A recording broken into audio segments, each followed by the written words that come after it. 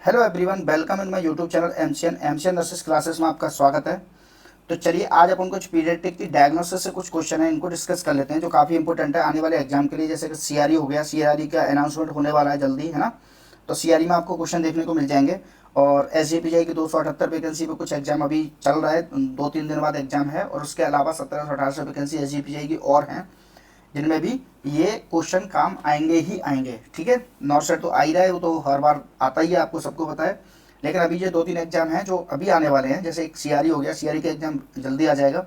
ठीक है, नोटिफिकेशन आने वाले हैं 1-2 दिन में इसका, और एडवर्टाइजमेंट। और दूसरा एसजीपीजीआई का भी फॉर्म वापस से स्टार्ट होने वाले हैं 1700-1800 वैकेंसी के लिए। तो काफ़ी इंपॉर्टेंट है। तो आज अपन पढ़ने जा रहे हैं क्या, पीडियाट्रिक की डायग्नोसिस से कुछ क्वेश्चन है जो कई बार पूछे जाते हैं। जैसा कि आप क्वेश्चन पढ़ पा रहे हो तो आपको समझ में आ रहा होगा, ये क्वेश्चन आपने कहीं ना कहीं देखे ही होंगे, है ना। कई बार पूछे गए, काफ़ी इंपॉर्टेंट क्लास है, तो थोड़ा ध्यान देना इसमें ना। अपन इसको डिटेल में समझने की कोशिश करेंगे।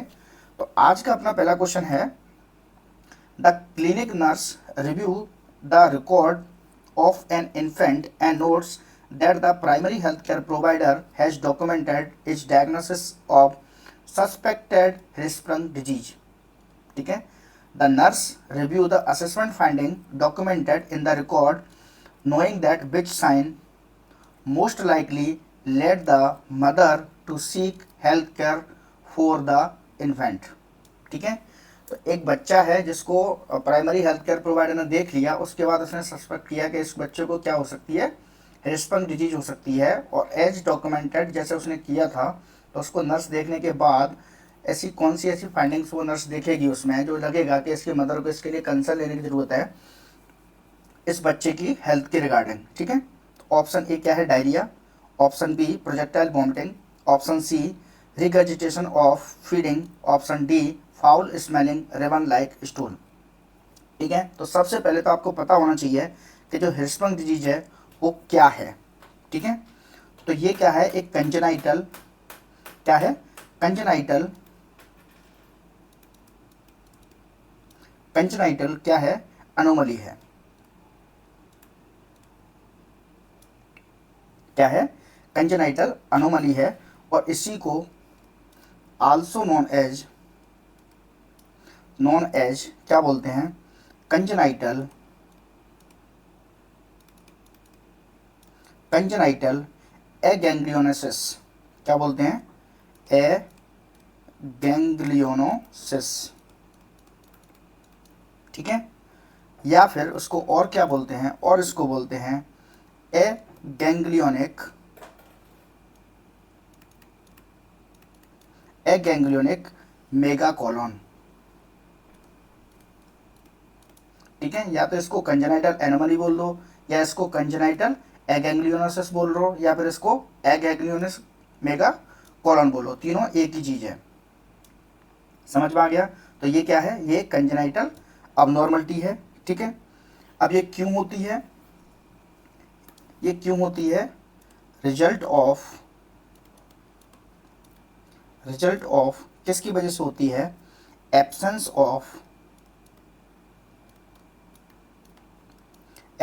ऑफ गैंग्लियन, जैसे कि नाम से ही पता चल रहा है, ganglion cells in the rectum, and other area of the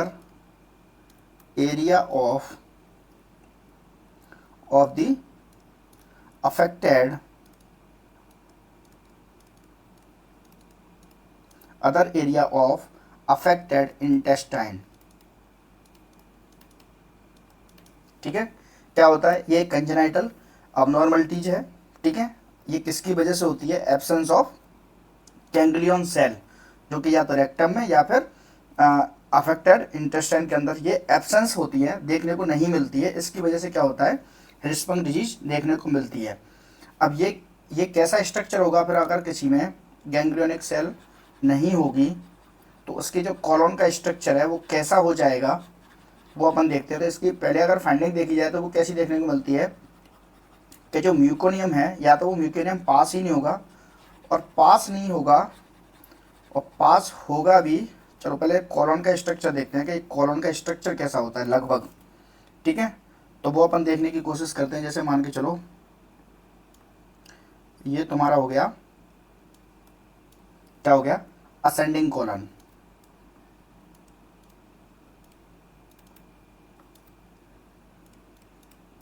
ठीक है। जैसे ये हो गया तुम्हारा ट्रांसवर्स कॉलन, ठीक है। और ये तुम्हारा हो गया सिग्मोइड कॉलन, ठीक है। तो ये तो हो गई तुम्हारे नॉर्मल कॉलन का जो स्ट्रक्चर होता है वो लाइक दैट ऐसा होता है। लेकिन जो हिस्पैनिक डिजीज वाले बच्चे हैं उसमें क्या होता है कि ये जो सिग्मोइड कॉलन है ये क्या हो जाता है, ये तो हो जाता है डिस्टेंडेड, ठीक है।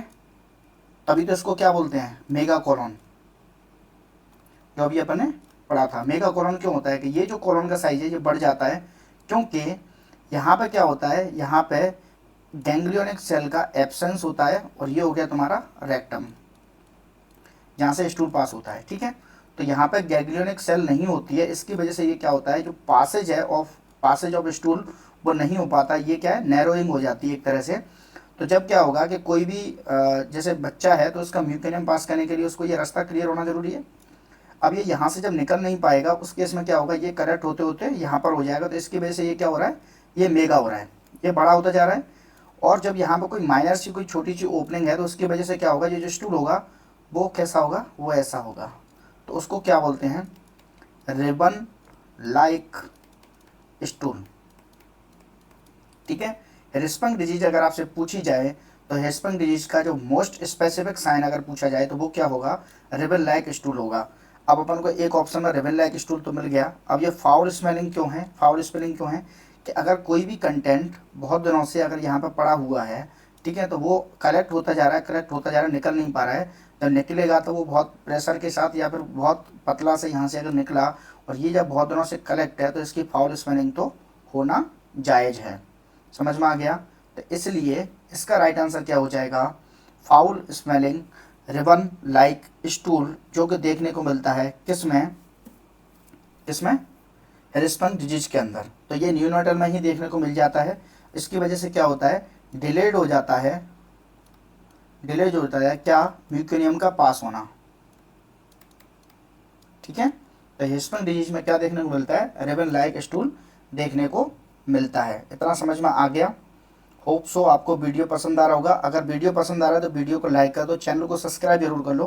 काफ़ी इंपॉर्टेंट क्वेश्चन है ये। आपको ये क्वेश्चन कम से कम नहीं तो 4 से 5 बार पूछा गया है प्रीवियस एग्जाम में, कम से कम 4 से 5 बार, कम से कम बता रहा हूँ मैं, ठीक है। 4 से 5 बार कम से कम पूछा गया है। तो ये क्वेश्चन इसमें से आते ही आते हैं। या तो इसके मेगा कॉलोन्स का पूछ लेगा, या इसके 3 नाम जैसे कि हमने बताए थे अभी, मेगा कॉलोन, एगेंग्लियोनिक मेगा कॉलोन है ना, या एगेंग्लियोनेसिस, या एगेंग्लियोनिक मेगा कॉलोन, या कंजेनाइटल एगेंग्लियोनेसिस, कुछ भी पूछ सकता है। तो वो भी पूछ के भी आ जाते हैं, इसका साइन भी पूछ के आ जाता है, और मेगा कॉलोन कैसा देखने को मिलता है वो भी देखने को, foul smelling ribbon like stool. तो ये सारे क्वेश्चन इसमें से बनते हैं, काफ़ी इंपॉर्टेंट है, ठीक है। तो वो आपको ध्यान देके चलना है। वीडियो पसंद आ रही है वीडियो को लाइक कर लो, चैनल को सब्सक्राइब जरूर कर लो, ठीक है। चलिए, तो अब अपन दूसरा क्वेश्चन डिस्कस करते हैं। दूसरा क्वेश्चन क्या है, an infant had just return to the nursing unit after surgical repair of cleft lip, cleft lip, ठीक है। क्लेफ्ट पैलेट नहीं है, क्लेफ्ट लिप है, ठीक है। ऑन द राइट साइड, कहाँ का, राइट साइड का। The nurse should place the infant in which best position at this time. एक बच्चा है जिसकी सर्जरी हुई है, किसकी, क्लेफ्ट लिप की, ठीक है। क्लेफ्ट लिप की क्या हुई है, सर्जरी हुई है। और आपसे क्या पूछ रहे हैं, इसकी बेस्ट पोजीशन पूछ रहे हैं, कब, post of surgery. Post op में आपसे क्या पूछी जा रही है, इसकी पोजीशन पूछी जा रही है कि इस बच्चे को कौन सी पोजीशन में लेटाया जाएगा। Option A prone position, option B on the stomach, option C left lateral position, option D right lateral position, ठीक है। देखिए, अगर बच्चे की क्लेफ्ट लिप की सर्जरी हुई है और ये क्वेश्चन में दे रखा है कि उसकी जो क्लेफ्ट लिप है वो राइट साइड की सर्जरी हुई है, ठीक है। तो कभी भी बच्चे को on the site of surgery नहीं लेटाते हैं, on the site of surgery नहीं लेटाते हैं। समझ में आ गया। प्रोन पोजीशन अगर आप बच्चे को दोगे तो प्रोन पोजीशन में क्या होगा, इसकी वजह से क्या होगा, वो बेड शीट पर इसको क्या कर लेगा, रब कर लेगा, जिसकी वजह से और इसको ब्लीडिंग या फिर इंजरी होने के चांसेस ज़्यादा हो जाएंगे। ठीक है, तो आप इसको प्रोन पोजीशन ही दोगे। ऑन द स्टोमक, अगर आप स्टोमक पे भी लेटा रहे हो तो अल्टीमेटली ये प्रोन पोजीशन ही होगी, तो ये भी आप इसको नहीं दोगे। ठीक है, राइट लेटरल पोजीशन भी इस बच्चे को नहीं दी जाएगी, बिकॉज ऑफ ये बच्चे की सर्जरी कहाँ की हुई है, राइट लेटरल की हुई है। ठीक है, तो अब आपके पास एक ही बेस्ट ऑप्शन बचता है, और वो बेस्ट ऑप्शन क्या है, on the left lateral position. तो left lateral position is the right answer for this question. समझ में आ गया। क्लेफ्ट लिप की सर्जरी हुई है। क्लेफ्ट लिप क्या है, ये क्या है, एक कंजेनाइटल अबनॉर्मलिटी है। ये क्या है, कंजेनाइटल। इसको थोड़ा और डिटेल में समझें, क्लेफ्ट लिप होता क्या है।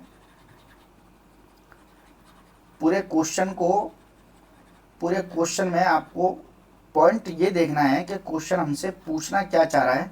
जैसे कि अगर इसी क्वेश्चन को अपन समझें, हालांकि बहुत सिंपल क्वेश्चन आपने पढ़ा होगा कई बार, लेकिन फिर भी अगर इसको थोड़ा सा समझने की कोशिश करें तो आपको किस चीज़ पर ध्यान देना था, इसमें क्या हुई है, क्लेफ्ट लिप की सर्जरी। एक तो ये देखना था, दूसरा आपको देखना था कौन सी साइड की हुई है। ठीक है, और इसकी पूछ क्या रहा है, ये best position.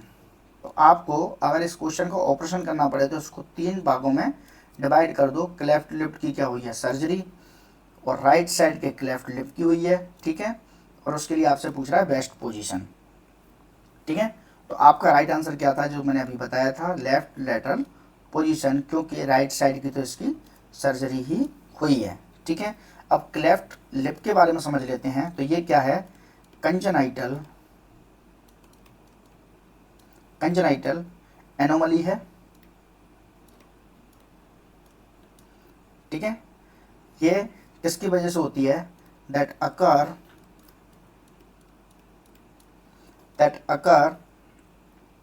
As a result of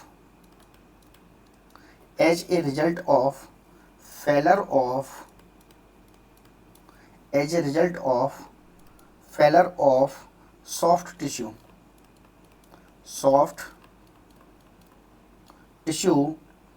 or bony structure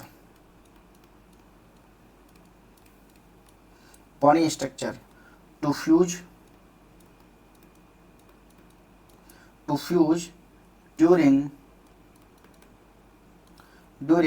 embryonic development। कब, जब बच्चा पेट में था, एम्ब्रियोनिक डेवलपमेंट।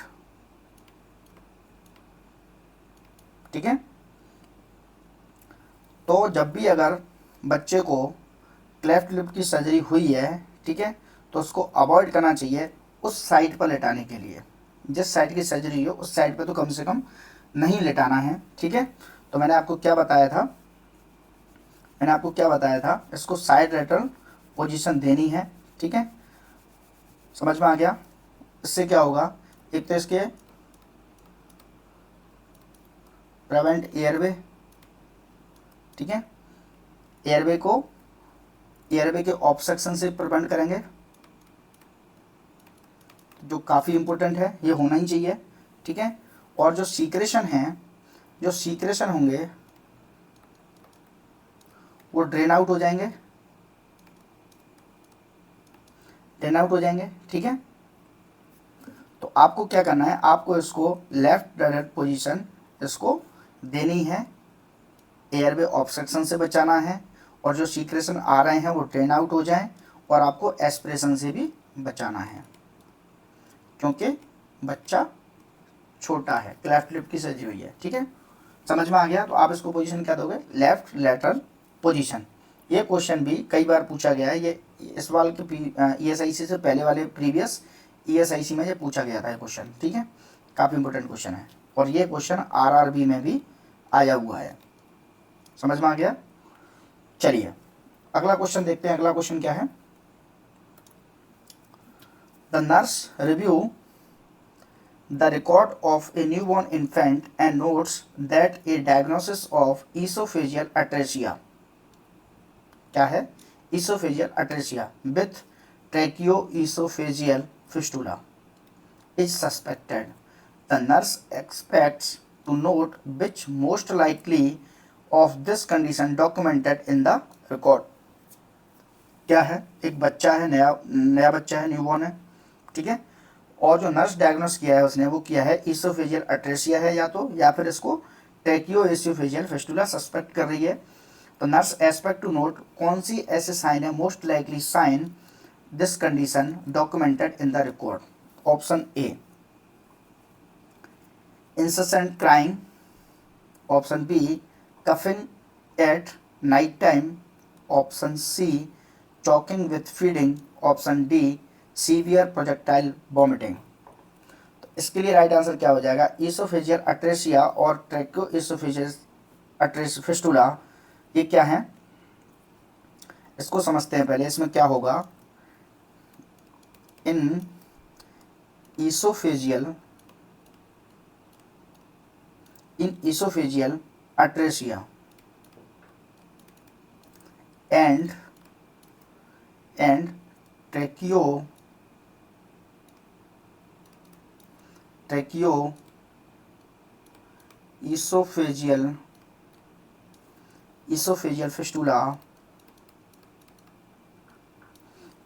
fistula, इसमें क्या होगा, the esophagus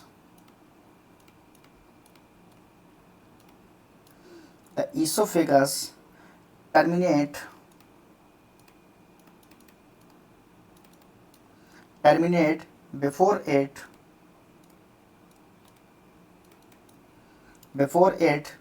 reaches the stomach,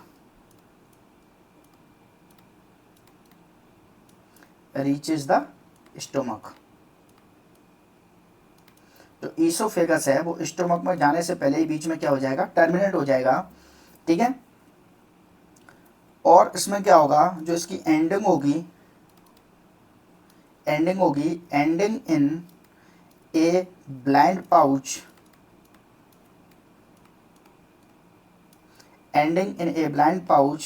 and if fistula is present that forms an unnatural connection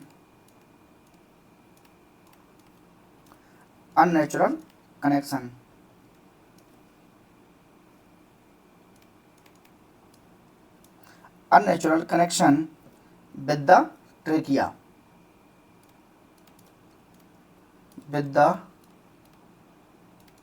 इसका अननेचुरल कनेक्शन हो जाएगा किसके साथ, ट्रैकिया के साथ, ठीक है। और जो भी बच्चा एनी चाइल्ड हु एग्जिबिट दी, इसमें फिर क्या होगा, उसमें 3 C's देखने को मिलेंगे, ठीक है। अब 3 C's क्या हैं, इसमें देखने को मिलेगी कफिंग, ठीक है, 3 C साइन, कफिंग देखने को मिलेगी, और इसमें चॉकिंग देखने को मिलेगी, ठीक है, चॉकिंग देखने को मिलेगी, और इसमें क्या देखने को मिलेगा, और इसमें देखने को मिलेगा साइनोसिस। ये याद रखना, काफ़ी इम्पोर्टेंट टॉपिक है, काफ़ी इम्पोर्टेंट टॉपिक का काफ़ी इम्पोर्टेंट साइन भी है। 3 C sign, coughing, choking and cyanosis, ये किसने को देखने को मिलते हैं, ये ईसोफेजियल अट्रेसिया या फिर ट्रैकियोएसोफेजियल फिस्टुला में देखने को मिलते हैं। इसको अगर समझने की कोशिश करें, ये समझ में आ गया होगा, in the oesophageal atresia and tracheoesophageal fistula the esophagus terminated before its reach the stomach, ending in a blind pouch, and a fistula is present that forms an unnatural connection with trachea। तो क्या हुआ, इसके मतलब समझ में आया आपको कि जो ईसोफेगस है और ये जो ट्रैकिया है, ठीक है, ये जो ट्रेकिया है इसका ये कनेक्शन, ये यहाँ से ईसोफेगस का स्टोमक से तो कनेक्शन बंद हो जाता है और यहाँ का ट्रेकिया से इसका कनेक्शन अटैच हो जाता है, अननेचुरल कनेक्शन बोलते हैं इसको। तो that is called ट्रेकियो oesophageal fistula, जो स्टोमक में ना जाके ट्रेकिया में कनेक्ट हो जाता है। तो इसमें क्या देखने को मिलता है, इसमें 3 साइन देखने को मिलते हैं, कफिंग देखने को मिलती है, चॉकिंग देखने को मिलती है और साइनसिस देखने को मिलती है। अब अपन ऑप्शन देखें क्या था, इंसेसेंट क्राइंग, ये इसमें नहीं है क्योंकि अपन को देखने को क्या मिलते हैं 3 sign. Coughing at night time, ये स्पेसिफिक नहीं है। चॉकिंग विथ फीडिंग, अब ये फीडिंग का चॉकिंग क्यों है, क्योंकि कि जो स्टोमक से जो कनेक्शन था वो तो इसका बंद ही है, तो चॉकिंग तो यूँ देखने को मिलेगी, ठीक है। और ये किस में देखने को मिलता था, choking 3 sign tracheo oesophageal fistula में देखने को मिलता है। तो आपका बेस्ट आंसर क्या हो जाएगा, choking with feeding is the right answer. समझ में आ गया। चलिए अगला क्वेश्चन देखते हैं। अगला क्वेश्चन क्या है, अगला क्वेश्चन है the nurse provides feeding instruction to a parents for an infant diagnosed with gastroesophageal refluxes disease, which instruction should the nurse give to the parents to assist in reducing the episode of emesis? क्या है, एक nurse provide कर रही है feeding instruction किसके लिए, एक बच्चे के पेरेंट्स के लिए जो डायग्नोसिस है किससे, ट्रेकियो ईसोफेजियल रिफ्लक्स, ठीक है। तो कौन सा ऐसा इंस्ट्रक्शन है जो नर्स देगी इस पिता को या उस पेरेंट्स को, किसके लिए, एपिसोड ऑफ इमेसिस, वॉमिटिंग के एपिसोड्स को प्रिवेंट करने के लिए। Option A, provide less frequent larger feeding. Option B, burp the infant less frequently during the feeding. Option C, thin the feeding by adding water to the formula. Option D, thicken the feedings by adding rice cereals to the formula, ठीक है। तो इसका right answer क्या होगा, इसका right answer होगा thicken the feedings bye adding rice cereals to the formula, ठीक है। अब क्या होगा, ये आंसर इसका क्यों होगा, इसको समझने की कोशिश करते हैं कि जो गैस्ट्रो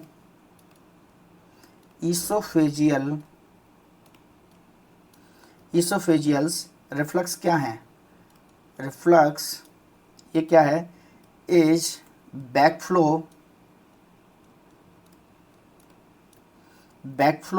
ऑफ किसका, गैस्ट्रिक कंटेंट का, गैस्ट्रिक कंटेंट, ठीक है। कहाँ पर, into the oesophagus, into the oesophagus, ठीक है। as a result of relaxation or incompetence of the lower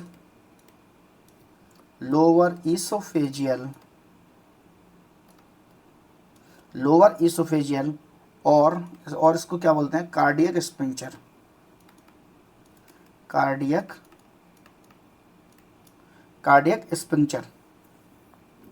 ठीक है।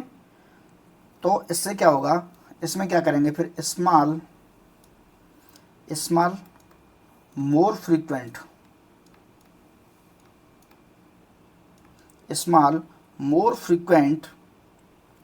feedings,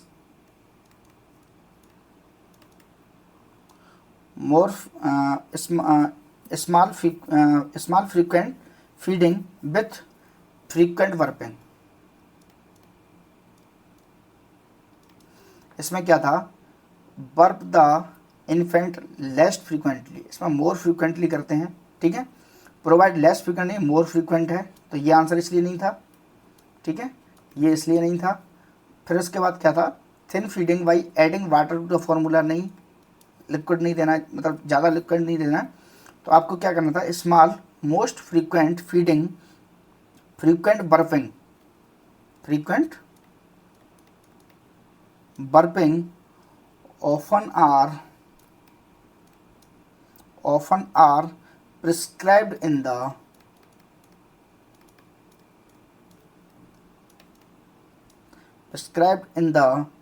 treatment of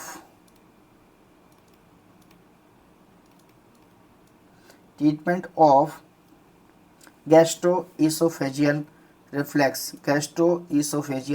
reflex. समझ में आ गया।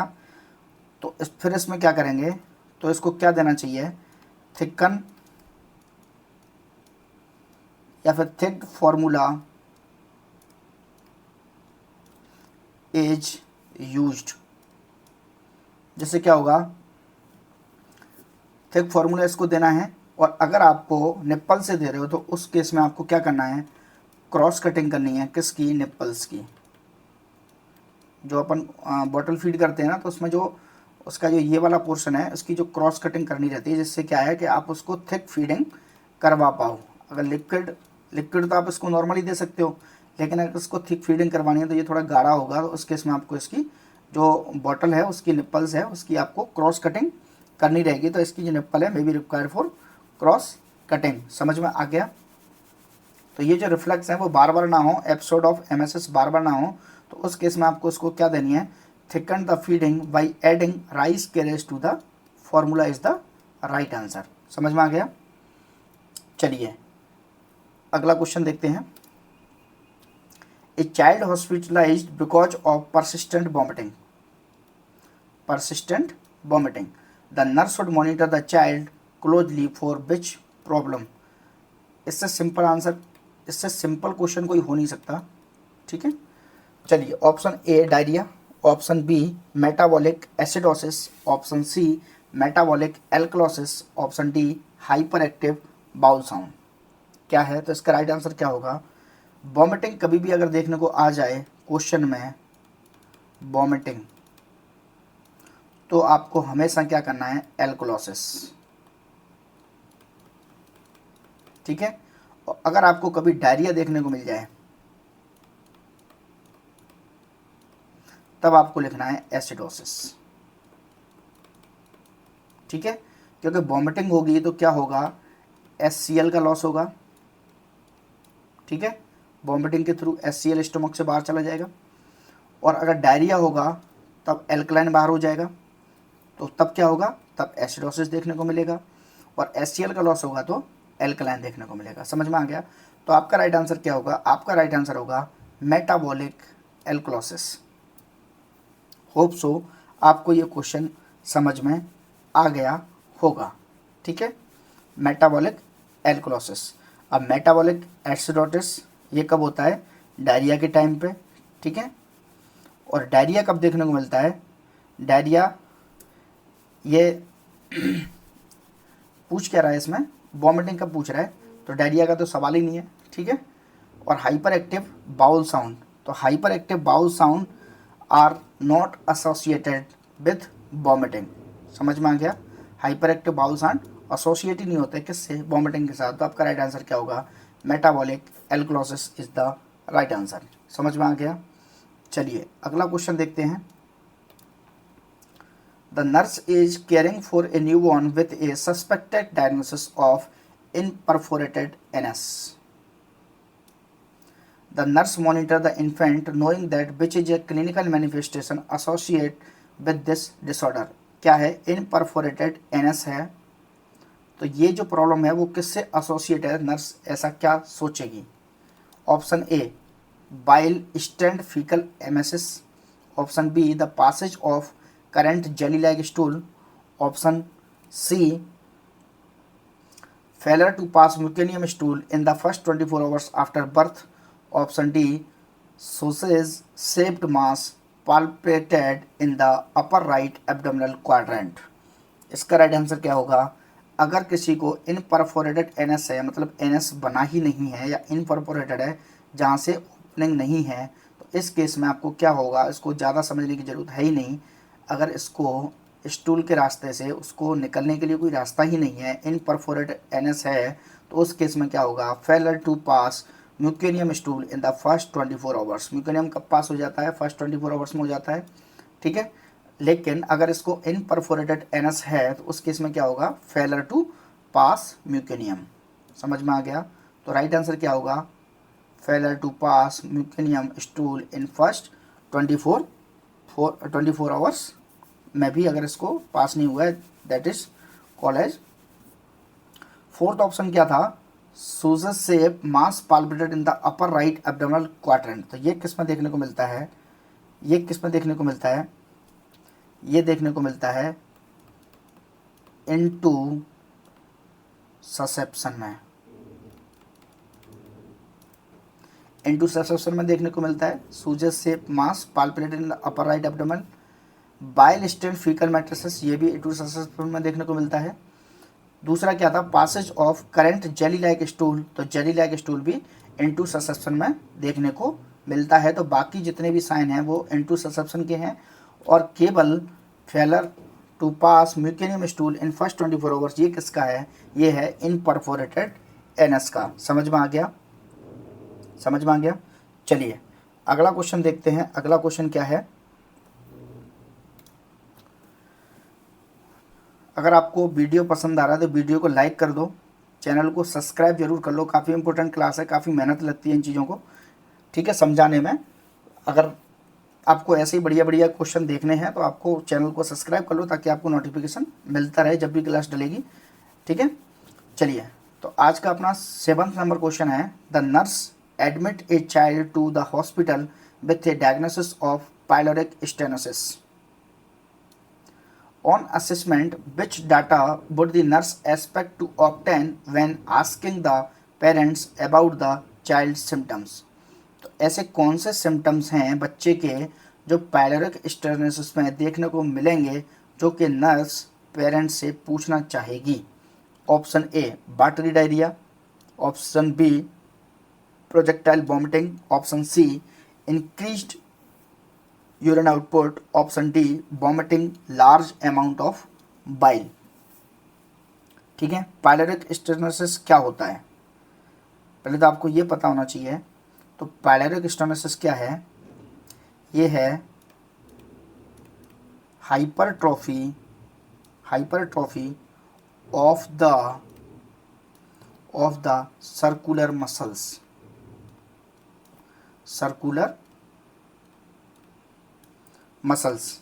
किसकी, of the pylorus.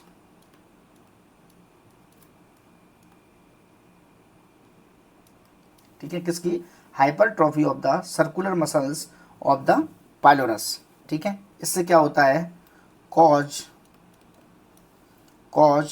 Narrowing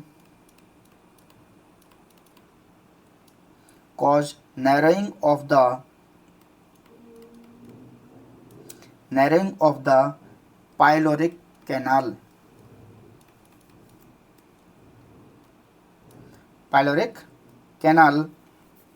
between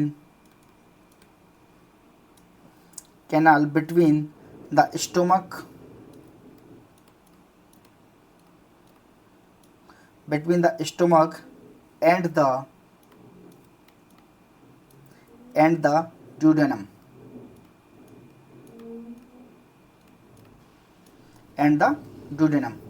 अब इसकी जो क्लिनिकल मैनिफेस्टेशन है वो क्या क्या देखने को मिलती हैं, तो इसकी जो क्लिनिकल मैनिफेस्टेशन है,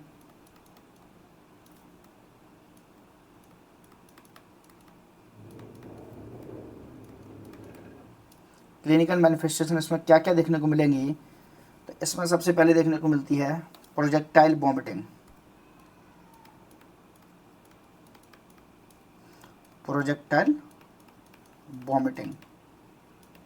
और क्या देखने को मिलता है, एक इसमें देखने को मिलती है इरिटेबिलिटी देखने को मिलेगी। और क्या देखने को मिलेगा, और देखने को मिलेगा इसमें हंगर, और देखने को मिलेगा क्राइंग, बच्चा ज़्यादा रोएगा और भूखा रहेगा। ठीक है, प्रोजेक्टाइल वॉमिटिंग देखने को मिलेंगी, इरिटेबिलिटी देखने को मिलेगी, और इसमें देखने को मिलेगी क्या, कॉन्स्टिपेशन। ठीक है, और डिहाइड्रेशन के साइन भी देखने को मिल सकते हैं, डिहाइड्रेशन। ठीक है, समझ में आ गया। और यूरिन आउटपुट ये भी कम देखने को मिलेगा। किस में? जब किसी बच्चे को क्या है, पाइलोरिक स्टेनोसिस की बीमारी है। और पाइलोरिक स्टेनोसिस क्या होता है, हाइपरट्रॉफी हो जाती है किसकी, सर्कुलर मसल्स की। कहाँ पर? पाइलोरस पर। जिसकी वजह से क्या होगा, नैरोइंग हो जाती है पाइलोरिक कैनाल। कहाँ पर से? Between stomach and duodenum. Stomach और ड्यूडेनम के बीच में उसमें क्या हो जाती है, नैरोइंग हो जाती है। इसकी वजह से क्या होता है, प्रोजेक्टाइल वॉमिटिंग देखने को मिलती है, इरिटेबिलिटी देखने को मिलती है, हंगर देखने को मिलती है, क्राइंग देखने को मिलती है, यूरिन आउटपुट डिक्रीज मिलता है और डिहाइड्रेशन देखने को मिलता है इस बच्चे में जिसको क्या है, पाइलोरिक स्टेनोसिस है। समझ में आ गया। चलिए अगला